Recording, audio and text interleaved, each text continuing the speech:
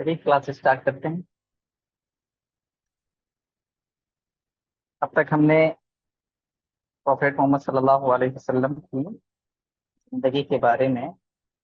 बहुत ही मुख्तसर अंदाज में आपकी जो सीरत है, मक्की पीरियड, फिर मदीने में जाके क्या क्या चीज़ें हुई, इनके बारे में डिस्कस कर चुके हैं। आज हम अल्लाह के रसूल सल्लल्लाहु अलैहि वसल्लम के अखलाक और कैरेक्टर के बारे में बात करेंगे। ये सीरत का एक बहुत ही अहम हिस्सा है, अखलाक और रसूल, कैरेक्टर ऑफ प्रॉफेट मोहम्मद सल्लल्लाहु अलैहि वसल्लम। आपके जो इस्लाम में जो मॉरल वैल्यूज हैं, उनको अल्लाह के रसूल ने किस तरह प्रमोट किया है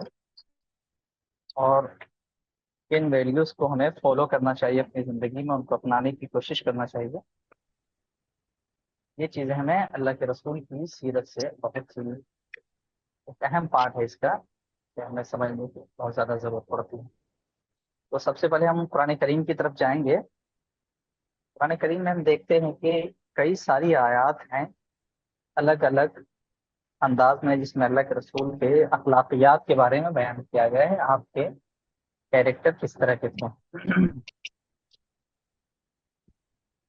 एक आयत यहाँ आप स्क्रीन पर देख रहे हैं, सूरह रूम की आयत है ये, व इन्नका लअला खुलुकिन अज़ीम।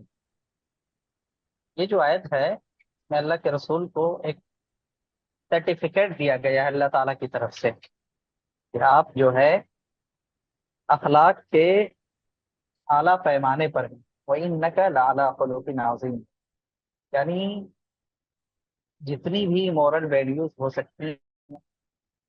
वो सारी चीजें अल्लाह के रसूल के अंदर मौजूद है। ये कुरान करीम की गवाही है अल्लाह के रसूल सल्लल्लाहु अलैहि वसल्लम के।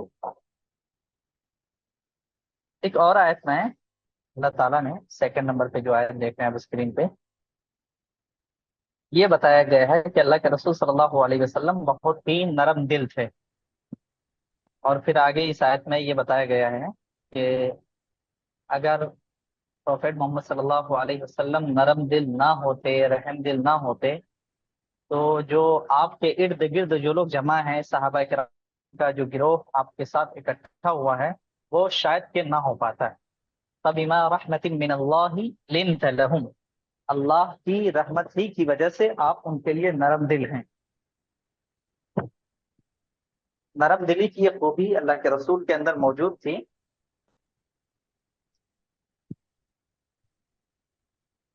अल्लाह ताला ने बताया कि ये जो खूबी आपके अंदर पैदा हुई है, ये अल्लाह की रहमत से हुई है। और फिर आगे ये कहा गया कि वलौ कुन्त फज़्ज़न गलीज़ल क़ल्ब, अगर आप बदजुबान होते, सख्त दिल होते, तो ये सब के सब लन फज़्ज़ू मिन हौलिक, आपसे पास से मुंतशिर हो, बिखर जाते, आपके साथ नहीं रहते। यानी अरब के वो लोग जो कि बद्दू कहलाते थे, जो हमेशा जंगो जदाल में मसरूफ रहते थे और जो बहुत ही अ, सख्त दिल वाक़े होते थे, अब इस्लाम के बाद, आपकी बेअसत के बाद, ये लोग आपके इर्द गिर्द इकट्ठा हो गए। अगर आपके अंदर ये नरम दिली की खूबी ना होती, तो ये लोग आपके पास नहीं रह पाते। तो बड़ी खूबी शायद के अंदर ये बताई गई है कि अल्लाह के रसूल बहुत ही ज्यादा नरम है। एक और आयत है, लक़द जाअकुम रसूलुम मिन अनफुसिकुम अज़ीज़ुन अलैहि मा अनित्तुम हरीसुन अलैकुम बिल मुमिनीना रऊफुर रहीम, कि आपके पास लोगों को यहाँ खिताब किया जा रहा है,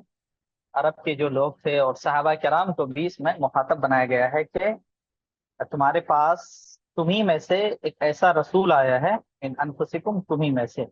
अजीज अलैहि मा अनित्तुम, कि जो चीज तुम्हें तकलीफ में डालती है, वो चीज उस रसूल पर बहुत गिरा गुजरती है। जो मुश्किलात मुसलमानों को आती थी या कयामत तक आती रहेंगी, ये सारी चीजें, अगर अल्लाह ताला ने उन चीजों के बारे में आपको बताया है, या फिर ये कि जो मुश्किलात आप लोगों को देख रहे हैं कि लोग किस तरह की मुश्किलात में घिरे हुए हैं, तो इस चीज की वजह से अल्लाह के रसूल सल्लल्लाहु अलैहि वसल्लम बहुत ज्यादा परेशान हो जाते थे। ये चीज आपको गिरा गुजरती थी, ये बात कही गई है। यानी आप उम्मत के बहुत बड़े खैर ख्वाह थे। آپ بالکل یہ نہیں چاہتے تھے کہ ہماری امت کسی تکلیف میں مبتلا ہو، صرف امت ہی نہیں بلکہ پوری انسانیت،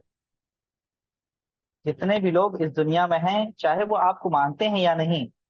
لیکن چونکہ آپ تمام لوگوں کے لیے نبی تھے، اس لیے آپ کے اندر ان تمام لوگوں کے لیے ہمدردی تھی، اور آپ چاہتے تھے کہ لوگ ہر طرح کی مشکلات سے چھٹکارا پائیں، اور اس کا طریقہ ایک ہی ہے کہ لوگ دین اسلام کو پراپر طریقے سے فالو کرنا شروع کر دیں۔ اسی طرح ایک بات بتائی، حریص علیکم بالمؤمنین، بالمؤمنین رؤوف الرحیم، وہ جو ہے رسول ہے، وہ ہر وقت جو ہے چاہتا ہے کہ تمہارا زیادہ سے زیادہ فائدہ ہو،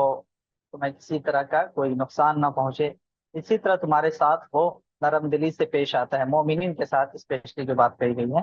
کہ مومنین کے ساتھ اللہ کے رسول جو ہے نرم دلی سے پیش آتے ہیں، اور بہت ہی زیادہ آپ رحم دل ہیں۔ تو اس آیت کے اندر بھی اللہ کے رسول کی پوری نوع انسانی کے ساتھ اور امت مسلمہ کے ساتھ جو خیر خواہی تھی، اس چیز کا تذکرہ کیا گیا ہے۔ یہ جتنی بھی چیزیں، کوالٹیز یہاں بتائی جا رہی ہیں آیتوں کے اندر، یہ وہ چیزیں ہیں جو ہر مسلمان کے دل میں پیدا ہونی چاہیے۔ ایسا نہیں کہ یہ صرف رسول کے ساتھ خاص ہے اور یہ کوالٹیز رسول صلی اللہ علیہ وسلم کی تھیں، اب ہمارے اندر نہیں ہے، تو ہمیں پیدا کرنے کی کوشش نہیں کرنی چاہیے، بلکہ ہمیں ہر وقت یہ کوشش کرنی چاہیے کہ جو بھی خوبیاں اللہ کے رسول کی یا اہل ایمان کی، صحابہ کرام کی بتائی گئی ہیں، وہ ہمارے اندر بھی آئیں۔ اور اس کا فائدہ جو پچھلی آیت کے اندر بتایا گیا تھا کہ لن فضوا من حولک، کہ اگر آپ سخت دل ہوتے تو لوگ آپ کے پاس جمع نہیں ہو پاتے، بکھر جاتے۔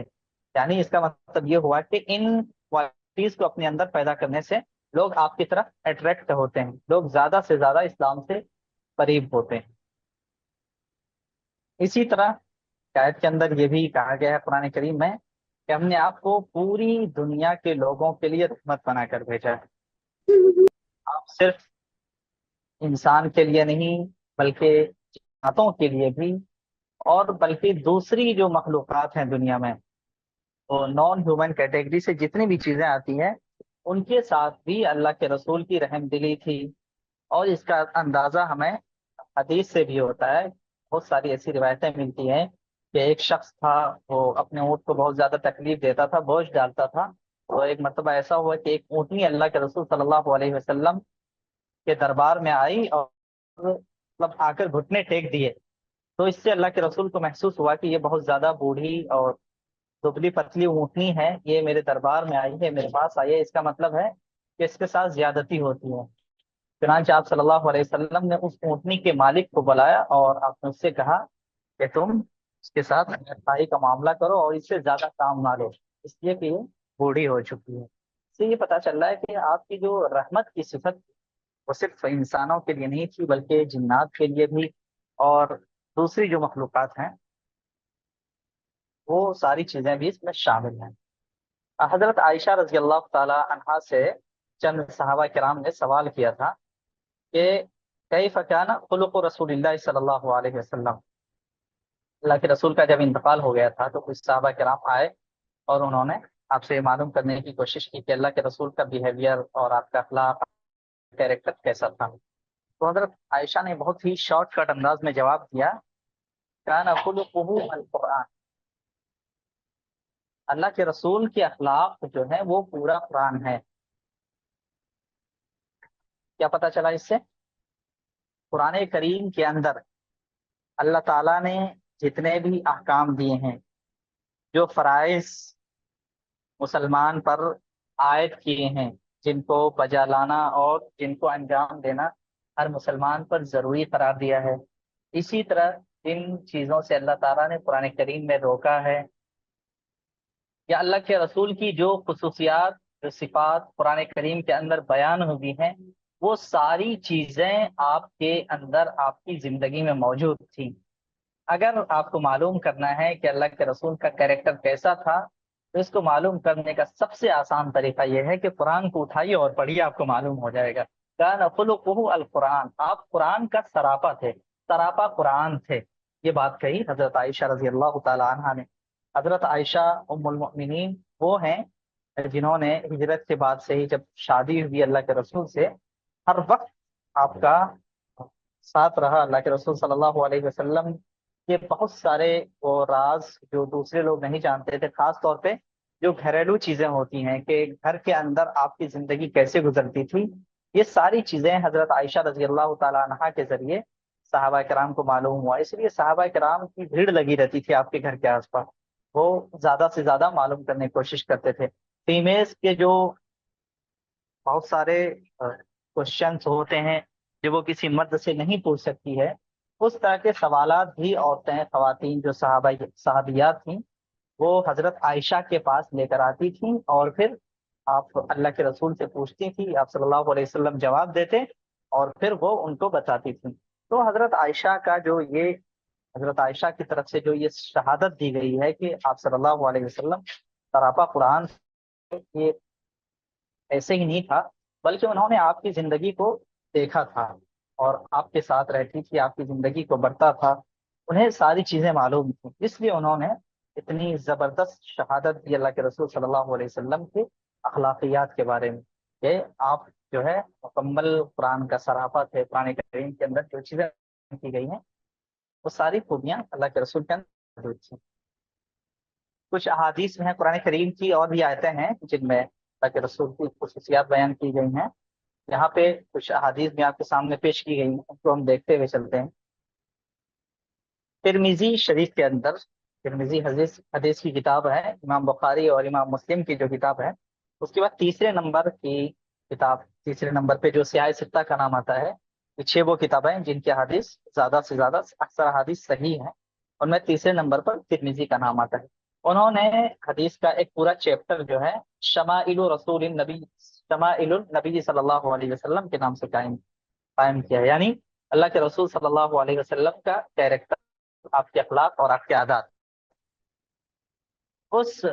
اگر آپ اس کو دیکھنے کا کبھی موقع ہو آپ کے پاس، انگلش میں بھی اس کے ٹرانسلیشن موجود ہیں، آپ اس کو سرچ کر سکتے ہیں، انٹرنیٹ پہ ہی مل جائے گا آپ کو۔ اس میں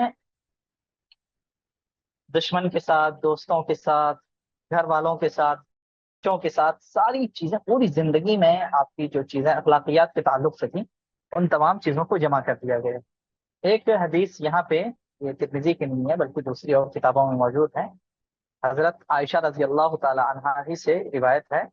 خیرکم خیرکم لأہلہ وانا خیرکم لأہلی، کہ اللہ کے رسول کا قول ہے کہ تم میں سب سے بہتر وہ ہے جو اپنے اہل و عیال کے لیے، اپنے گھر والوں کے لیے، اہل میں صرف وائف نہیں آتی ہے، عربی زبان کی خوبی یہ ہے کہ اس میں ایک ایک لفظ میں کئی ساری معنی ہوتے ہیں۔ انگلش میں اس کا ٹرانسلیشن وائف بھی کرتے ہیں لوگ، لیکن اس میں وائف بھی شامل ہے، وائف کے ساتھ بچے جو ہوتے ہیں گھر کے، وہ بھی شامل ہوتے ہیں۔ تو پورے گھر والوں کے ساتھ اللہ کے رسول کا کیا معاملہ تھا اور کیسا ہونا چاہیے، اس کو یہاں آپ نے بیان کیا ہے۔ اللہ کے رسول فرماتے ہیں کہ تم میں سب سے بہتر شخص وہ ہے جو اپنے گھر والوں کے لیے، اپنے بیوی بچوں کے لیے، اپنے پیرنٹس کے لیے بہتر ہو۔ وَأَنَا خَيْرُكُمْ لِأَهْلِي، اور میں اپنے گھر والوں کے لیے سب سے زیادہ بہتر ہوں۔ اللہ کے رسول نے خود اپنا ایک ماڈل پیش کیا کہ یہ چیز اتنی اچھی ہے، یہ خوبی اتنی اچھی ہے کہ میں سب سے زیادہ اس خوبی پر خود عمل کرنے والا ہوں، کہ میرا اپنے گھر والوں کے ساتھ بہت ہی اچھا معاملہ رہتا ہے، اور میں کبھی بھی انہیں تکلیف پہنچانے کی یا انہیں کسی مصیبت میں ڈالنے کی کوشش نہیں کرتا ہوں۔ امہات المؤمنین کی بہت ساری روایتیں ایسی ہیں جن سے یہ پتہ چلتا ہے کہ جب اللہ کے رسول گھر کے اندر داخل ہوتے تھے، ایسا نہیں ہے کہ جیسے کسی شخص کو بہت بڑا عہدہ مل جائے تو آپ سوچ سکتے ہیں کہ اس کا ایٹیٹیوڈ کیا ہوگا اور وہ لوگوں سے کس انداز میں بات کرے گا، لیکن اللہ کے رسول جو سید الانبیاء تھے، اور اللہ تعالیٰ نے جن کی دنیا ہی کے اندر مغفرت کر دی تھی، آپ کے اندر اتنی تواضع تھی، اور تواضع کا مطلب ہوتا ہے کہ انسان اپنے آپ کو چھوٹا بنا کر پیش کرے، اگرچہ اللہ تعالیٰ نے آپ کا مقام بہت زیادہ بلند کیا ہے، آپ کے مقابلے میں کوئی نہیں ہے، لیکن اس کے باوجود آپ صلی اللہ علیہ وسلم کے اندر اتنی تواضع تھی کہ آپ گھر کے جو کام ہوتے ہیں وہ سارے خود انجام دیتے تھے، بکری دھونا ہے یا اس طرح کی جو بھی ایکٹیویٹی ہو سکتی ہیں، گھر کی ایکٹیویٹی میں اللہ کے رسول شریک ہوتے تھے اور گھر والوں کا ساتھ دیتے تھے۔ اسی طرح جب بعض احادیث کے اندر یہ بھی ملتی ہے بات کہ جب اللہ کے رسول صلی اللہ علیہ وسلم بہت زیادہ عبادت کرتے تھے، راتوں میں سجدے میں گرے رہتے تھے، تو کوئی صحابی یا پھر امہات المؤمنین میں سے اگر کوئی شخص یہ پوچھتا کہ آپ کو اللہ تعالیٰ نے تو آپ کے گناہ کو معاف کر دیا ہے، تو پھر آپ اتنا کیوں گڑ گڑاتے ہیں ہر وقت خدا تعالیٰ کے دربار میں؟ تو آپ یہ کہتے تھے کہ یہ میں اس لیے کر رہا ہوں تاکہ میں خدا کا شکر گزار بنوں، افلا اکون عبدا شکورا، کہ اللہ تعالیٰ نے مجھے اتنا اونچا مقام دیا ہے تو کیا میں اس کا شکر ادا نہ کروں؟ یعنی شکر ادا کرنے کے لیے اللہ کے رسول صلی اللہ علیہ وسلم ہر وقت خدا کی عبادت میں مشغول رہتے تھے اور اپنے آپ کو بہت ہی چھوٹا بنا کر پیش کرتے تھے۔ یہ بھی روایتوں کے اندر ملتا ہے کہ جب اللہ کے رسول صلی اللہ علیہ وسلم صحابہ کرام کی مجلس میں ہوتے تھے، ایسا نہیں ہوتا تھا کہ آپ اپنے لیے آ، الگ سے کوئی اسپیشل جگہ خاص کرتے تھے اور وہاں جا کے بیٹھتے تھے، بلکہ آپ صحابہ کرام کے بیچ میں انہی جیسے بن کر بیٹھتے تھے۔ اللہ کہ نماز پڑھانا ہو یا خطبہ دینا ہو، کوئی امپورٹنٹ بات کرنی ہو، تو ممبر پر تشریف لے جاتے ہیں۔ نارملی جب آپ کوئی گفتگو کرتے ہیں تو صحابہ کرام کے بیچ میں ہی بیٹھ کر کرتے تھے۔ اسی وجہ سے ہم دیکھتے ہیں کہ جب ہجرت کر کے اللہ کے رسول مدینہ گئے تھے، تو شاید آپ لوگوں نے یہ پڑھا ہوگا کہ جب قباء میں اللہ کے رسول کے ساتھ حضرت ابوبکر بھی تھے، دونوں لوگ جا کر جب قباء میں رکے، تو جن لوگوں نے اللہ کے رسول کو نہیں دیکھا تھا اس سے پہلے، وہ کنفیوز ہو گئے حضرت ابوبکر خدا کے رسول ہیں یا محمد صلی اللہ علیہ وسلم۔ ان کو دونوں لوگوں میں کچھ فرق محسوس نہیں ہو رہا تھا۔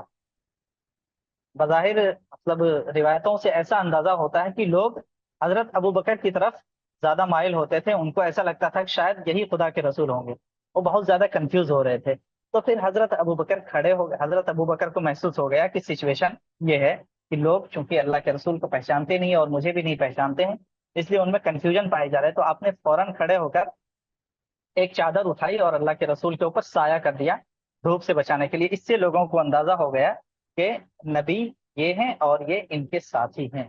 تو اس سے ہم اندازہ کر سکتے ہیں کہ اللہ کے رسول کی زندگی کتنی سادہ ہوتی تھی۔ ایسا نہیں تھا کہ آپ کا پہناوا اور آپ کا لباس، آپ کا اوڑھنا بچھونا، اٹھنا بیٹھنا اس طرح کا ہو کہ ایک دم جس طرح شاہ بادشاہ اور بڑے بڑے حکمرانوں کی زندگی ہوتی ہے، ایسی کوئی بھی چیز اللہ کے رسول کی زندگی میں نہیں تھی۔ بہت ہی سمپل انداز میں آپ کی زندگی گزرتی تھی۔ تو گھر والوں کے ساتھ، اچھا گھر والوں میں جو ہمارے انڈر کام کرنے والے لوگ ہوتے ہیں، اگر ان کو بھی شامل کر لیں تو پھر اس کے بارے میں بھی ہم دیکھتے ہیں کہ حضرت محمد صلی اللہ علیہ وسلم کے انڈر میں جو لوگ کام کرنے والے تھے، چاہے وہ اسامہ بن زید ہوں یا اس طرح کے اور بھی مطلب جتنے بھی لوگوں نے اللہ کے رسول کی خدمت کی ہے، ان تمام لوگوں کے بارے میں روایتوں میں یہی ملتا ہے کہ آپ نے کبھی بھی ان کو کسی بات پر ڈانٹا نہیں۔ ایسا ہوا کہ کئی مرتبہ آپ نے کسی غلام کو کسی سامان کے لیے بھیجا، وہ بھول گئے یا یہ کہ دیری ہو گئی لانے میں، آپ نے ان سے یہ نہیں کہا تم اتنی دیر میں کیوں آئے، یا یہ کہ تم نے یہ کام کیوں نہیں کیا۔ بعض صحابہ کرام نے آپ سے پوچھا کہ اللہ کے رسول ہم اپنے غلاموں کو کتنی مرتبہ معاف کریں ایک دن میں؟ کیونکہ ظاہر سی بات ہے اگر آپ نے کسی کو کوئی کام کرنے کو کہا لیکن وہ شخص نہیں کر رہا یا اگنور کر دیتا ہے تو غصہ آتا ہے انسان کو، تو غلاموں کے ساتھ یہ معاملہ پیش آ سکتا ہے۔ تو اسی لیے بعض صحابہ کرام نے یہ معلوم کرنے کی کوشش کی کہ ہم کیا کریں ایسے موقع پر ان کے ساتھ، تو آپ نے کہا کہ 70 مرتبہ سے زائد بھی اگر وہ ایک دن میں غلطی کرتے ہیں تو تم انہیں معاف کر دیا کرو۔ یہ اللہ کے رسول کی رحم دلی تھی، اور اپنے سے جو اپنے انڈر میں کام کرنے والے لوگ ہیں ان کے ساتھ آپ کا حسن سلوک تھا یہ۔ وَإِنَّكَ لَعَلَىٰ خُلُقٍ عَظِيمٍ، قرآن کریم کی اس آیت کو ذہن میں رکھیے اور ہر چیز پر آپ اپلائی کرتے جائیے کہ آپ اخلاق کے کتنے بلند معیار پر تھے۔ آپ نے کبھی بھی کسی غلام کو نہیں ڈانٹا، کبھی بھی صحابہ کرام میں سے بھی کسی کا بھی کوئی ایسا واقعہ نہیں ملتا ہے کہ آپ نے کسی کو اپنے کسی ذاتی دشمنی کی وجہ سے یا یہ کہ کسی غصے کی وجہ سے دشمن تک کو بھی آپ نے، صحابہ کرام تو دور کی بات ہے، آپ کے ارد گرد جو رہتے تھے ان کے بارے میں تو سوچ ہی نہیں سکتے ہم، دشمن تک کو بھی آپ نے اپنے کسی ذاتی دشمنی کی وجہ سے تکلیف نہیں پہنچائی۔ اگلی بات اسی کا تذکرہ آ رہا ہے، حضرت عائشہ ہی کی ایک روایت ہے، اس میں آپ دیکھ سکتے ہیں کہ حضرت عائشہ رضی اللہ تعالیٰ بیان کرتی ہیں کہ اللہ کے رسول نے اپنے لیے، اپنی ذات کے لیے کبھی بھی کسی سے بدلہ نہیں لیا۔ ہاں اگر اللہ تعالیٰ کے حد کو تجاوز کر دیا جائے، اللہ تعالیٰ نے جو چیزیں منع کی ہیں اگر لوگ ان چیزوں کو کرنے لگیں تو پھر اللہ تعالیٰ اس کا بدلہ لیتے تھے، اور اس بدلہ لینے میں بہت ہی زیادہ آپ اصول پسند تھے۔ ایسا نہیں تھا کہ کسی شخص کی سفارش کر دی جائے، یا کوئی سردار کا سردار سے مطلب کسی سردار گھرانے سے کسی شخص کا تعلق ہے تو ہم اس کے ساتھ نرمی کا معاملہ کریں، اور اللہ نے جو حد جاری کی ہے، حد مقرر کی ہے، اس میں ہم کسی طرح کی کمی کر دیں۔ ایک واقعہ پیش آیا کہ فاطمہ نام کی ایک عورت تھی، اس نے چوری کی، یہ واقعہ پیش آیا۔ تو وہ بڑے سردار کی بیٹی تھی، سردار گھرانے سے تھی۔ کچھ صحابہ کرام کو ایسا محسوس ہوا کہ اگر ان کا ہاتھ کاٹا جائے، چوری کی سزا جو ہے حد اسلام میں وہ ہاتھ کاٹنا ہے، ایک مقدار متعین ہے کہ اگر اس سے زیادہ مال چرایا تو اس کا ہاتھ کاٹا جائے گا۔ تو کچھ صحابہ کرام نے سفارش کرنے کی کوشش کی اللہ کے رسول سے، اور اس کے لیے انہوں نے حضرت اسامہ بن زید کو واسطہ بنایا۔ حضرت اسامہ بن زید کے بارے میں کہا جاتا ہے کہ وہ حب رسول اللہ صلی اللہ علیہ وسلم، اللہ کے رسول کی بہت زیادہ محبوب اور پسندیدہ تھے، آپ ان سے بہت محبت فرماتے تھے۔ تو کچھ صحابہ کرام نے حضرت اسامہ بن زید کو اس کام کے لیے تیار کیا کہ آپ اللہ کے رسول کے پاس جائیے اور سفارش کیجیے کہ سزا تھوڑی سی ہلکی کر دی جائے، ان کا ہاتھ نہ کاٹا جائے فاطمہ نے جو چوری کی ہے۔ تو اللہ کے رسول نے اس موقع پر جواب دیا کہ اگر فاطمہ بنت محمد یعنی میری بیٹی بھی چوری کرتی، یہ جرم کرتی، تو میں اس کا بھی ہاتھ کاٹتا۔ کیوں؟ کہ یہ اللہ تعالیٰ کے لیے، اللہ تعالیٰ نے اس جرم کی ایک حد متعین کر دی ہے، میں اس میں کمی نہیں کر سکتا۔ تو اللہ تعالیٰ کا جب معاملہ ہوتا، دین کا معاملہ ہوتا، تو اس میں آپ کبھی بھی نرمی نہیں کرتے تھے، بلکہ جو خدا تعالیٰ نے قانون بنایا ہے اس کو مکمل طور پر نافذ کرتے تھے۔ لیکن جب اگر بات اپنی ذات کی آ جاتی، اپنے خاندان کی آ جاتی، تو اس وقت آپ فوراً معاف کر دیتے۔ اس کی ایک بڑی مثال آپ کے چچا حضرت حمزہ رضی اللہ تعالی عنہ، جن کو غزوہ احد کے اندر شہید کیا گیا تھا۔ وہ آپ کے بہت ہی محبوب چچا تھے، اور جب سے وہ اسلام لائے تھے اللہ کے رسول کے لیے وہ ڈھال بنے رہتے تھے۔ دشمن اللہ کے رسول تک پہنچنے میں ہمیشہ ناکام ہوتے تھے ان کی وجہ سے۔ اور غزوہ بدر کے اندر پہلی جو جنگ تھی اس میں انہوں نے بہت بہادری کے ساتھ جنگ لڑی تھی، لیکن بعد میں دوسری جنگ میں حضرت حمزہ رضی اللہ تعالی عنہ کو جب شہید کر دیا گیا، تو ہندا جو بعد میں ایمان لے آئی تھی، وہ ابو سفیان کی بیوی تھی۔ میں نے بتایا تھا کہ عربوں میں رواج تھا کہ وہ قسم کھا لیتے تھے کہ اگر میرا دشمن ہلاک ہو جائے تو میں اس کی آنتیں نکال لوں گا، اس کا ہاتھ پیر کاٹ دوں گا، یہ ان کے یہاں تصور تھا۔ تو ہندا نے بھی ایسی ہی منت مانگی تھی کہ میں حمزہ کو اگر شہید کر دیا جائے تو میں حمزہ کی کھوپڑی میں شراب پیوں گی، یا پھر یہ کہ میں جو ہے اس کی آنتیں نکال کے باہر کر دوں گی۔ اور انہوں نے ایسا ہی کیا حضرت حمزہ رضی اللہ تعالی عنہ کے ساتھ، جو سید الشہداء ہیں۔ یہ اللہ کے رسول کے خاندان کا مسئلہ تھا، اگر آپ چاہتے تو ان سے بدلہ لے سکتے تھے۔ ہندا سے فتح مکہ کے موقع پر جب وہ اللہ کے رسول کی خدمت میں حاضر ہوئی تھی تو آپ نے فوراً انہیں معاف کر دیا اور وہ اسلام لے آئی، اپنے وہاں پہ اپنے خاندان کے لیے بدلہ نہیں لیا۔ اسی طرح کئی مرتبہ ایسا بھی ہوا ہے کہ بعض یہودیوں نے اللہ کے رسول کی مسجد میں آپ کے ساتھ بدتمیزی کی، بے ادبی سے بات کی، یا اسی طرح کوئی منافق ہے وہ اللہ کے رسول سے بد زبانی کر رہا ہے، ایسے موقع پر بھی اللہ کے رسول نے اگنور کیا، اس سے بدلہ لینے کی کوشش نہیں کی۔ یہ اللہ کے رسول کی ایک بڑی خوبی تھی۔ پیچھے کئی چیزیں آ چکی ہیں، اب ہم سیرت کا اگر مکمل طور پر انالیسس کریں، جتنی بھی خوبیاں ہیں ان کو اگر ہم ایک سوسائٹی کے ایک فرد کی حیثیت سے دیکھنا چاہیں، چاہے وہ ایک فادر کی حیثیت سے دیکھیں، ایک ہسبینڈ کی حیثیت سے، ایک لیڈر کی حیثیت سے، ایک ٹیچر کی حیثیت سے، پریچر، یا پھر ہیومن بینگ کی حیثیت سے، ان تمام چیزوں میں اللہ کے رسول بیسٹ تھے۔ He was the best father۔ اس کی مثال آپ حضرت فاطمہ رضی اللہ تعالی عنہا کی زندگی میں دیکھ سکتے ہیں کہ انہوں نے کتنے اچھے انداز میں اپنی بیٹی فاطمہ کی پرورش کی۔ اور جب کبھی کئی مرتبہ ایسا موقع پیش آیا کہ حضرت فاطمہ گھر میں کام کرتے، چکی پیس کر آپ کے ہاتھ میں دانے نکل جاتے تھے، تو حضرت فاطمہ اللہ کے رسول کے پاس آتی ہیں اور یہ شکایت کرتی ہیں کہ مجھے بہت زیادہ کام کرنا پڑتا ہے، اگر مجھے کوئی غلام مل جائے تو میرا کام تھوڑا سا ہلکا ہو جائے۔ اللہ کے رسول چاہتے، آپ کے اختیار میں تھا، آپ ان کو کوئی غلام دے دیتے، کسی شخص کو متعین کر دیتے جو ان کے کام میں ہاتھ بٹاتا۔ لیکن جب بھی حضرت فاطمہ نے ایسا کوئی مطالبہ رکھنے کی کوشش کی تو اللہ کے رسول نے یہ کہا کہ بیٹی، تم زندگی میں، دنیا میں جتنی محنت کرو گی، آخرت میں تمہیں اتنا ہی اچھا بدلہ ملے گا۔ اور پھر اس کے ساتھ ساتھ روایتوں میں یہ بھی معلوم ہوتا ہے کہ آپ گاہے بگاہے، دن بدن، ایک دو دن کے اندر ہی ہمیشہ حضرت فاطمہ رضی اللہ تعالیٰ سے ملاقات کرنے کے لیے ان کے گھر جاتے، ان کے پاس بیٹھتے اور اپنے نواسوں سے، حضرت حسین اور حضرت حسن سے گفتگو کرتے اور ان سے محبت سے پیش آتے۔ تو ایک فادر کی حیثیت سے بھی اللہ کے رسول نے بیسٹ رول نبھایا اس دنیاوی زندگی کے اندر، بیسٹ ہسبینڈ۔ حضرت عائشہ کی روایتوں کو دیکھ لیجیے، حضرت ام المؤمنین، حضرت سلمہ، حضرت حفصہ، جتنی بھی امہات المؤمنین ہیں، ان تمام کی جو روایات ہیں، احادیث ہیں، ان کو پڑھیے، آپ کو اندازہ ہو جائے گا کہ کس طرح اللہ کے رسول صلی اللہ علیہ وسلم ان کے ساتھ انصاف کا معاملہ کرتے تھے اور ان تمام کا خیال رکھتے تھے۔ ایسا نہیں ہے کہ اگر آپ کو اپنی کسی ایک وائف سے، کسی ایک بیوی سے محبت ہے تو دوسرے کی حق تلفی ہو جائے، ایسا آپ نے کبھی بھی نہیں کیا، بلکہ ہر ایک کے ساتھ آپ برابری کا معاملہ کرتے تھے۔ اسی وجہ سے جب آپ سفر میں جاتے تھے تو قرآن اندازی کرتے تھے،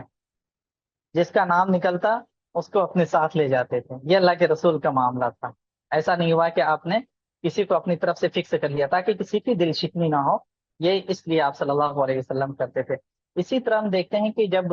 یہ روایتوں میں یہ بات ہے کہ اللہ کے رسول کو حضرت عائشہ سے تمام امہات المؤمنین کے مقابلے میں سب سے زیادہ لگاؤ تھا، لیکن اس کے باوجود آپ سب کا خیال رکھتے تھے۔ اس کی ایک اچھی مثال یہ دیکھنے کو ملتی ہے کہ مرض الموت میں، جب آپ صلی اللہ علیہ وسلم کی وفات میں 2 3 دن ہی بچے ہوئے تھے، آپ، یہ اللہ کے رسول کا معمول تھا کہ آپ کے یہاں باری مقرر، ہر ایک زوجہ کے پاس آپ کا ایک دن فکس ہوتا تھا اور وہ دن آپ انہی کے گھر پہ گزارتے تھے۔ تو جب آپ بیمار چل رہے تھے، مرض الموت میں تھے، تو اس وقت اللہ کے رسول بار بار یہ چاہتے تھے کہ حضرت عائشہ رضی اللہ تعالی عنہا کے گھر میں میرا قیام ہو اور میری وفات وہیں پہ ہو۔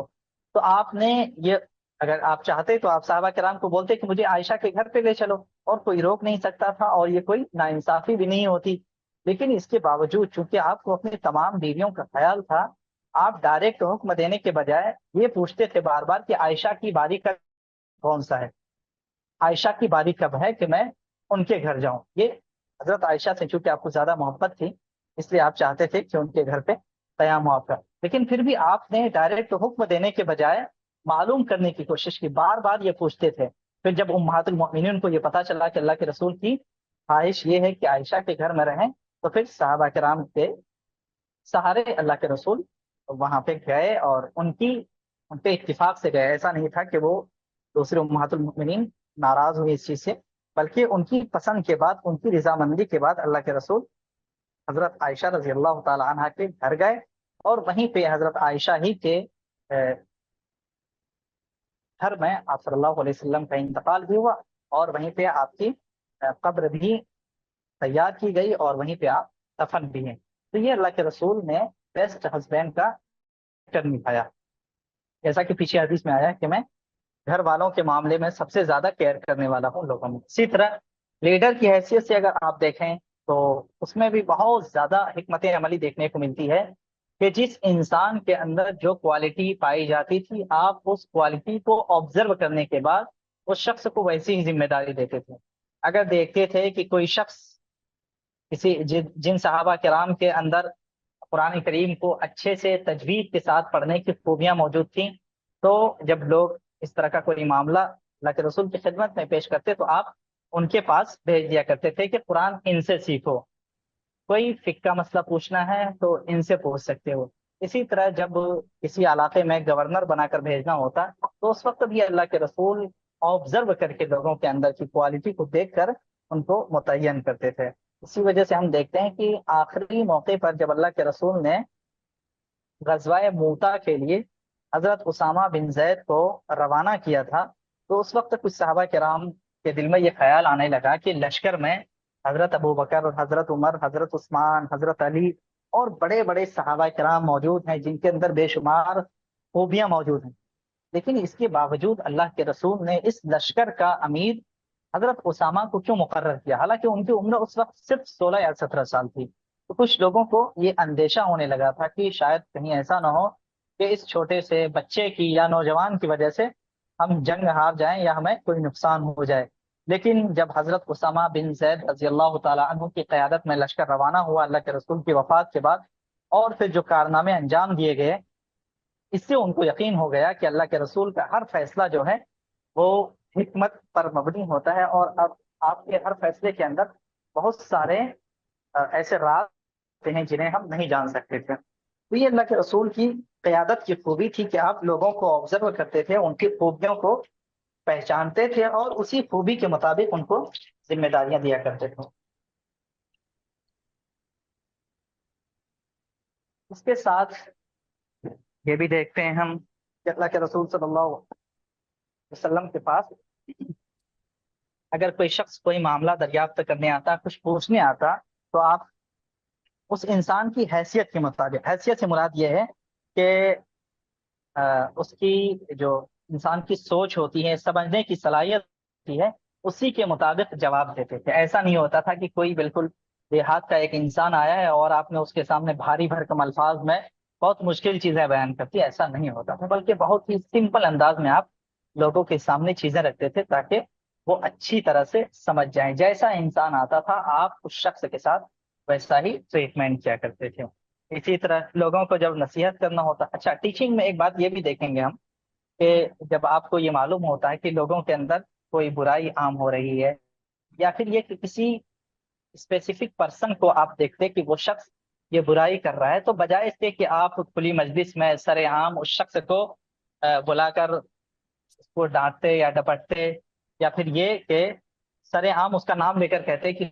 شخص ان برائیوں میں مبتلا ہے، آپ یہ کہتے تھے کہ ما بال اقوام، کہ لوگوں کو کیا ہو گیا، کچھ لوگوں کو کیا ہو گیا ہے، یفعلون کذا و کذا، کہ وہ ایسا ایسا کرتے ہیں۔ جب آپ اس انداز میں بات کرتے تھے تو جو شخص اس گناہ میں یا اس برائی میں مبتلا ہوتا تھا اسے معلوم ہو جاتا تھا کہ اللہ کے رسول مجھے کہنا چاہ رہے ہیں یہ بات، اس شخص کو فائدہ ہوتا ہی تھا۔ اس کے ساتھ ساتھ پوری مسلم سوسائٹی کو، آپ کے سامنے جتنے بھی لوگ ہوتے تھے ان تمام کو ایک نئی بات معلوم ہو جاتی تھی کہ ہمیں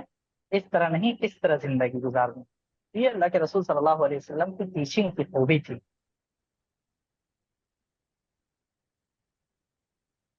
اسی طرح دوسری اور بھی کوالٹیز ٹیچر کی حیثیت سے، ہیومن بینگ کی حیثیت سے، یہ ساری چیزیں قرآن کریم کے اندر بیان کی گئی ہیں۔ کئی ساری چیزیں ابھی آپ نے احادیث کے اندر بھی دیکھی ہیں۔ ایک اور چیز یہ بھی تھی کہ ایک تو گھر کی زندگی ہوتی ہے انسان کی، اور پھر دوسرا یہ ہے کہ انسان ایز اے پروفیٹ لوگوں کو سمجھا رہا ہے، ان کو لیڈ کر رہا ہے، ان کو گائیڈ کر رہا ہے۔ ان ساری چیزوں کے ساتھ ساتھ آپ کی جو سماجی زندگی ہوتی تھی، سوشل ایکٹیویٹی ہوتی تھی، اس میں عام طور پر دیکھا جاتا ہے کہ جب انسان کہیں بازار میں ہو، کچھ سامان خریدنے گیا ہو یا لین دین کا معاملہ کر رہے ہو، تو اس وقت جو ہے اس کے اندر چینجنگ آ جاتی ہے۔ اسی لیے کہتے ہیں نا کہ اگر کسی کو جانچنا ہو، پرکھنا ہو، تو اس سے لین دین کر کے دیکھو، تمہیں معلوم ہو جائے گا کہ وہ کس حیثیت کا انسان ہے۔ تو اس حیثیت سے بھی اللہ کے رسول کے بارے میں جب ہم دیکھتے ہیں کہ جاہلیت میں جب نبی نہیں بنائے گئے تھے تب بھی جب آپ تجارت کرتے تھے تو اس زمانے کے جو آپ کی تجارت کے ساتھی تھے ان میں خود حضرت ابو بکر تھے، اور بھی کچھ لوگوں کا نام تاریخ میں آتا ہے کہ ان کے ساتھ اللہ کے رسول نے کئی مرتبہ لین دین کا معاملہ کیا۔ تو ان لوگوں نے نبی بنائے جانے کے بعد یہ گواہی دی کہ میں نے کبھی بھی 10 سال 15 سال اللہ کے رسول کے ساتھ میں نے لین دین کیا، لیکن کبھی بھی ہم نے ایسا نہیں پایا کہ آپ نے دھوکہ دیا ہو، یا پھر یہ کہ آپ نے جھوٹ بولا ہو ہمارے ساتھ، یا پھر یہ کہ کبھی آپ نے کوئی وعدہ کیا ہو اور وعدہ خلافی کر دی ہو۔ ایسا کوئی بھی معاملہ ہمارے ساتھ پیش نہیں آیا۔ اسی طرح اس حدیث کے اندر جو آپ اسکرین پہ دیکھ رہے ہیں، لم یکن رسول اللہ صلی اللہ علیہ وسلم فاحشا ولا متفحشا، نہ آپ فطری طور پر بد کلام تھے، آپ کی زبان پر کبھی بھی کوئی غلط لفظ نہیں آتا تھا، مذاق میں بھی آپ غیر سنجیدہ الفاظ جنہیں ہم کہتے ہیں کہ انسان مذاق میں کئی مرتبہ کچھ ایسے ورڈس زبان سے ادا کر دیتا ہے جو نارمل حالت میں نہیں بولتا ہے۔ تو ایسا کبھی بھی نہیں ہوا، نہ اللہ کے رسول بد کلامی کرتے تھے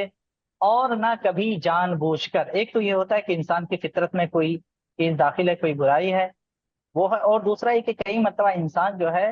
حالات کے اعتبار سے اپنے آپ کو سخت بنا لیتا ہے یا برے الفاظ اس کی زبان پر آ جاتے ہیں۔ ایسا کوئی بھی معاملہ آپ کے ساتھ پیش نہیں آیا، اور نہ آپ بازار میں چیخنے چلانے والے تھے۔ جب آپ کو کوئی سامان خریدنا ہوتا تو آپ خاموشی کے ساتھ جاتے اور وہاں سے سامان خرید کر لے آتے۔ اسی طرح ولا یجزی بالسیئہ، آپ کبھی بھی کسی برائی کا بدلہ برائی سے نہیں دیتے تھے۔ جیسے کہ پیچھے بات آ چکی ہے کہ اگر کسی نے آپ کے ساتھ بدسلوکی کی، چاہے وہ یہودی ہی کیوں نہ ہو، تو آپ نے کبھی بھی اپنی ذات کے لیے بدلہ نہیں لیا۔ ولیکن یعفو ویصفح، لیکن آپ کیا کرتے تھے؟ معاف کر دیتے تھے، درگزر فرما دیتے تھے۔ یہ معافی اور درگزر کرنے کی خوبی اللہ کے رسول کے اندر اتنی زیادہ تھی کہ فتح مکہ کے موقع پر ہم دیکھتے ہیں کہ وہ لوگ جو برسوں سے آپ کے اور مسلمانوں کے دشمن بنے ہوئے تھے، مکہ کے لوگ، اور جنہوں نے ہر موقع پر آپ کی راہ میں مشکلات کو ڈالنے کی کوشش کی، ایسے لوگوں پر جب فتح حاصل ہو گئی تو آپ چاہتے تو ان کو سخت سے سزا دے سکتے تھے، لیکن آپ نے انہیں کیا کہا کہ میں تمہیں ایسے ہی معاف کرتا ہوں جس طرح ہمارے بھائی یوسف نے اپنے بھائیوں کو معاف کیا تھا۔ حضرت یوسف علیہ السلاۃ والسلام کے بارے میں معلوم ہے کہ ان کے بھائیوں نے انہیں کتنا ستایا تھا، کنویں میں ڈال دیا۔ اس سے آگے کوئی حد نہیں ہو سکتی کہ انسان اتنی دشمنی پر اتر جائے کہ کسی کی جان پر تل جائے، اور ان کے بھائیوں نے ایسا ہی کیا کہ ان کو کنویں میں لے جا کر ڈال دیا تاکہ وہ وہیں مر جائے۔ لیکن ہوا یہ کہ اللہ تعالیٰ نے ان کو عرش پر بٹھایا، اور پھر جب دوبارہ اپنے بھائیوں سے سامنا ہوا تو ان کے بھائی جب ان کے سامنے بالکل مجبور اور پیپرز ہو کر گئے تھے، تو اس وقت حضرت یوسف علیہ السلام والسلام نے کہا تھا لا تثریب علیکم اليوم، تم پر کوئی زیادتی نہیں آج، تم نے اس سے پہلے جو بھی گناہ کیے، میرے ساتھ جو بھی بدسلوکی کی، میں تمہیں معاف کرتا ہوں۔ سیم یہی بات اللہ کے رسول نے فتح مکہ کے دن کہی تھی کہ میں وہی بات کہوں گا جو میرے بھائی یوسف نے کہی تھی، لا تثریب علیکم اليوم اذهبوا فانتم مطلقاء، جاؤ تم سب آزاد ہو، آج کسی کے ساتھ کوئی زیادتی نہیں کی جائے گی۔ صرف دو تین لوگوں کا واقعہ، دو لوگوں کے بارے میں یہ تاریخ میں آتا ہے کہ فتح مکہ کے موقع پر اللہ کے رسول نے اعلان کیا کہ ان دونوں کا خون ہدر ہو چکا ہے، یعنی یہ دونوں جہاں بھی ملے ان کو قتل کر دیا جائے۔ یہ حکم آپ نے اس لیے دیا تھا کہ یہ دونوں لوگ بہت زیادہ شریر قسم کے تھے، فتنہ پرور لوگ تھے، یہ ہر حد کو پار کر چکے تھے۔ تو دو لوگوں کے بارے میں آپ نے بات کہی تھی، باقی جتنے بھی لوگ تھے ان میں جن میں آپ سے اللہ کے رسول صلی اللہ علیہ وسلم نے جن لوگوں کو معاف کیا تھا ان میں ابو سفیان بھی ہیں، جو اسی وقت ایک دم بالکل حال میں ایمان لے کر آئے تھے۔ آپ نے صرف ان کو معاف نہیں کیا بلکہ اس سے بڑھ کر ایک اعزاز یہ بھی پیش کیا کہ اگر کوئی شخص کعبہ کے اندر داخل ہو جاتا ہے تو وہ محفوظ ہے، یعنی ہم اس کے ساتھ کوئی چھیڑ خانی نہیں کریں گے، اس پر کوئی بات نہیں کیا جائے گا۔ اسی طرح جو شخص اپنے گھر کا دروازہ بند کر لے تو اس پر بھی کوئی زیادتی نہیں کی جائے گی۔ اسی طرح اگر کوئی شخص ابو سفیان کے گھر میں جا کر پناہ لے لے تو اس کو بھی معاف کر دیا تھا۔ یہ اللہ کے رسول نے اعزاز بخشا حضرت ابو سفیان کو، جو اس سے پہلے اسلام کے بڑے دشمنوں میں شمار کیے جاتے تھے اور ہر وقت لیڈ کرتے تھے کفار کی جماعت کو، وہ شروع ہی سے لیڈ کرتے تھے، اور جتنی بھی جنگیں ہوئی ان میں ان کا قائدانہ رول ہوتا تھا، لیکن اس کے باوجود اللہ کے رسول نے ان کو معاف کر دیا۔ جی، تو یہ جو خوبیاں اللہ کے رسول صلی اللہ علیہ وسلم کی احادیث کے اندر دیکھنے کو ملتی ہیں، یہ صرف اس لیے نہیں ہے کہ ہم ان کو سنیں پڑھیں اور پھر بھول جائیں، بلکہ یہ وہ چیزیں ہیں جنہیں ہمیں اپنی زندگی میں لانے کی کوشش کرنی چاہیے، اور یہ اسی وقت ہوگا جبکہ ہم ان چیزوں کو پڑھنے کے ساتھ ساتھ شروع ہی سے، دیکھیے ایسا ہوتا ہے کہ کئی مرتبہ انسان کوشش کرتا ہے کہ مطلب بہت ساری چیزیں میں معلوم کر لوں، اور پھر خاص طور پہ ہمارے یہاں دیکھنے کو ملتا ہے کہ اگر کسی شخص کو ہم یہ کہیں کہ نماز پڑھنے چلے تو ایک وعدہ کر دیتا ہے کہ جمعے کے دن پڑھیں گے۔ ہمارے یہاں مسلمانوں میں ایک طریقہ رائج ہے، اگر آپ کسی شخص کو یہ کہتے ہیں کہ جو نماز نہیں پڑھتا ہے کہ چلو نماز پڑھو، تو وہ فوراً آپ کو کہے گا کہ جمعے سے اسٹارٹ کریں گے انشاءاللہ۔ اس طرح کے جوابات ملتے ہیں، سمجھ رہے ہیں؟ تو اصل میں ہوتا یہ ہے کہ شیطان جو ہے بہکانے کی کوشش کرتا ہے، اور سب سے بڑا شیطان جو ہے ہمارا نفس ہوتا ہے۔ اس کی وجہ سے نفس کے دباؤ میں آ کر انسان صرف وعدے کرتا ہے کہ انشاءاللہ میں کل سے پرسوں سے یہ کام شروع کر دوں گا۔ لیکن اگر ہم سیرت کو پڑھتے ہیں تو صحابہ کرام کی زندگی کو دیکھتے ہیں تو اس سے ہمارے اندر جذبہ پیدا ہوتا ہے، اور ان چیزوں کو اپلائی کیسے کرنا ہے، خاص طور پہ جب ہم سماج کے اندر زندگی گزار رہے ہوتے ہیں تو اس وقت تھوڑا سا کئی مرتبہ ایسا لگتا ہے کہ یہ کام میرے لیے مشکل ہو جائے گا، میرے اوپر یہ ذمہ داریاں ہیں۔ تو ہمیں ایسے موقع پر یہ دیکھنا چاہیے کہ کیا اللہ کے رسول سے بڑھ کر کسی شخص پر کوئی ذمہ داری ہو سکتی ہے؟ نبوت سے بڑھ کر کوئی ذمہ داری نہیں ہو سکتی ہے۔ ڈائریکٹ ایک شخص کے پاس اللہ تعالیٰ کا پیغام پہنچ رہا ہے، اور اس شخص کی ذمہ داری ہوتی ہے کہ وہ تمام لوگوں کو بتائے۔ ان تمام ذمہ داریوں کو ادا کرنے کے ساتھ ساتھ اللہ کے رسول کا اپنے والوں کے ساتھ، فیملی کے ساتھ، خاندان کے ساتھ، سوسائٹی کے ساتھ، دشمنوں کے ساتھ جو معاملہ تھا، ان چیزوں کو دیکھ کر یہ معلوم ہوتا ہے کہ ان چیزوں کو ہماری زندگی میں اپلائی کرنا کوئی بھی مشکل کام نہیں ہے۔ بس شرط یہ ہے کہ ہمارا ارادہ پکا ہو، اور ہم اسی مقصد سے سیرت کو اگر پڑھیں گے تو یہ چیزیں بہت ہی آسان ہو جاتی ہیں۔ ایک چیز جو لاسٹ میں بتاؤں گا آپ کو، جیسے کہ آپ دیکھ رہے ہیں ابن عباس کی روایت ہے، اللہ کے رسول کی سخاوت، بہت زیادہ سخی تھے اللہ کے رسول۔ کبھی بھی ایسا نہیں ہوا کہ آپ کے پاس کوئی مال آیا، یہ تو پتا ہے نا کہ ہمیں اسلام میں مال غنیمت کا ایک تصور ہے کہ جنگ میں اگر ہم دشمن قوم پر فتح حاصل کرتے ہیں تو غنیمت کا مال، یعنی دشمن کے جو مال چھوڑ کر وہ چلے جاتے ہیں میدان جنگ میں، اس پر مسلمانوں کا حق ہوتا ہے۔ یہ دو طرح کے مال ہوتے ہیں، ایک مال غنیمت کہتے ہیں جو لڑنے کے بعد مسلمانوں کو ملے، اور دوسرا مال فے ہوتا ہے، یعنی وہ مال جس میں جنگ کرنے کی نوبت نہ آئے، دشمن میدان چھوڑ کر بھاگ جائے شروع ہی میں، تو وہ مال فے ہوتا ہے۔ ان تمام مالوں میں تمام مسلمانوں کا حصہ ہوتا تھا، خاص طور پر جو لوگ میدان جنگ میں لڑنے کے لیے جاتے تھے، تو اس مال میں اللہ کے رسول کا بھی حصہ ہوتا تھا، اور اسی حصے کے تحت اللہ کے رسول کے پاس کئی مرتبہ بہت سارا مال آ جاتا تھا، لیکن ایسا نہیں تھا کہ آپ اس کو اپنے گھر میں سمیٹ کر رکھتے تھے، بلکہ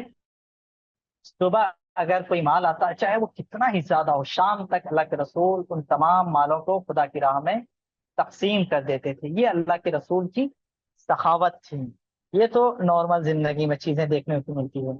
رمضان کے بارے میں یہ بات کہی جاتی ہے کہ جب رمضان کا مہینہ ہوتا تھا تو اس وقت اللہ کے رسول جو ہے پہلے کے مقابلے میں بہت زیادہ سخی ہو جاتے تھے۔ یہ اصل میں اس لیے ہوتا تھا کہ ایک تو ہجرت کے بعد جب قرآن نازل ہو چکا تھا تو اللہ کے رسول کی وفات سے کئی سال پہلے سے یہ سلسلہ تھا کہ حضرت جبریل کے ساتھ آپ قرآن کا دورہ کرتے تھے، حضرت جبریل کے ساتھ نماز پڑھتے تھے اور آپ ان کو قرآن سناتے تھے۔ یہ اللہ کے رسول کا معمول تھا رمضان المبارک کے اندر۔ تو ایسے موقع پر اللہ کے رسول، حدیث کے اندر جو الفاظ ہیں کہ کان اجود من الریح المرسلہ، اور تیز ہوا جو چلتی ہے، سخت آندھی ہو، کتنی رفتار ہو سکتی ہے اس ہوا کی، اس سے بھی کہیں زیادہ رفتار اللہ کے رسول کی خرچ کرنے کی ہوتی تھی۔ تو اس چیز کو بھی ہمیں اپنی زندگی میں لانا چاہیے، کیونکہ یہ جو دنیا ہے، یہ ہمیں معلوم ہے کہ دنیا صرف پرکھنے کے لیے ہے۔ یہ دنیا ہم مسلمانوں کو، تمام لوگوں کو اس لیے دی گئی ہے تاکہ اس سے ہم فائدہ اٹھائیں اور پھر آخرت کے لیے ذخیرہ جمع کریں۔ ظاہر سی بات ہے، تو ہر انسان کو الگ الگ موقع ملتا ہے، اللہ تعالیٰ ہر شخص کو الگ الگ طریقے سے آزماتا ہے، کسی کو غریب بنا کر آزماتا ہے اور کسی کو مالدار بنا کر۔ غریب بنا کر اس طرح آزمایا جاتا ہے کہ دیکھیں وہ بندہ کتنا صبر کرتا ہے، اور مالدار بنا کر اس طرح صبر آزمایا جاتا ہے کہ یہ دیکھا جائے کہ وہ بندہ خدا کی راہ میں کتنا زیادہ خرچ کر رہا ہے۔ تو یہ دونوں طرح کی صفات ہمارے اندر ہونی چاہیے،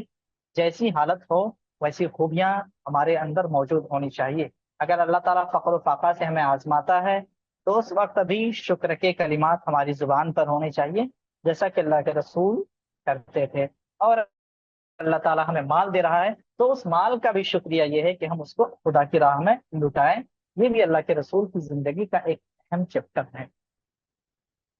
بس اسی پہ اسٹاپ کرتے ہیں، اور باقی اگر آپ لوگوں کا کوئی کوشچن ہو تو آپ پوچھ لیجیے. السلام علیکم. وعلیکم السلام. ابھی جی آپ نے ایک بات کہی کہ چوری کے جو معاملے، جو ہاتھ کاٹنے کا جو معاملہ تھا، تو آپ نے جی کچھ جی مقدار ہوتی ہے، اس مقدار کے اعتبار سے مطلب جو ہاتھ کاٹے جاتے ہیں، جی جی چوری کی جو مقدار ہوگی، تو اس جی مقدار جی مقدار کے حساب سے. کیا مقدار سے کیا، اس کے بارے میں تھوڑا بتائیے. مقدار کے بارے میں اصل میں اس کا جو کانسیپٹ ہے مقدار کا، احادیث کے اندر جو تذکرہ ہے، حضرت علی وغیرہ نے روایتیں بیان کی، تو اس میں 10 درہم کا تذکرہ ہے. یعنی 10 درہم کے بقدر اگر کوئی شخص مال چوری کرتا ہے تو اس کا ہاتھ کاٹا جائے گا. اور اسی بنا پر بہت سارے فقہائے کرام کا یہی مسلک ہے. خاص طور پہ امام ابو حنیفہ نے اسی کو ترجیح دیا ہے، اور ان کا مسلک یہی ہے کہ اگر 10 درہم یا اس سے زیادہ کی مالیت چوری کی جائے تو اس کا ہاتھ کاٹا جائے گا. اور یہ کام گورنمنٹ کرے گی، اسلامک. کوئی پرسن، انسان، کوئی عام آدمی نہیں کر سکتا ہے. ایک تو یہ بات ہے. اور دوسری بات یہ ہے کہ اس مقدار کو سمجھنے کے لیے یہ کہہ سکتے ہیں کہ سماج میں مطلب یہ ہوتا ہے نا کہ کتنے مال کو ہم زیادہ سمجھتے ہیں اور کتنے مال کو ہم کم سمجھتے ہیں. تو کئی مرتبہ ایسا ہوتا ہے کہ بہت ساری چیزیں بہت معمولی ہوتی ہیں. تو مقدار جو رکھی گئی ہے 10 درہم یا اس سے آگے پیچھے جو ہے، وہ اسی وجہ سے ہے کہ اتنی مالیت ہو جس کو مال سمجھا جائے اور جس کی حیثیت ایک مال کی طرح ہو. اگر معمولی چھوٹی موٹی چیزیں ہیں تو اس پر ہاتھ نہیں کیا کاٹا جائے گا. لیکن اس وقت بھی چور کو تنبیہ کی جائے گی. تعزیراتی ایک دوسری سزا ہوتی ہے کہ انسان جو ہے اگر چوری کر رہا ہے، اگرچہ اس نے مطلب اتنی مقدار کو وہ نہیں کیا ہے جتنے پر ہاتھ کاٹا جائے گا، لیکن اگر چوری کیا ہے تو حکومت کی یہ ذمہ داری ہوتی کہ تعزیری سزا دے، اسے دھمکی دے، جرمانہ دے، 1-2 دن کے لیے جیل میں قید کر دے. تو اس طرح کی سزا ہے. جی. ٹھیک ہے، جزاک اللہ.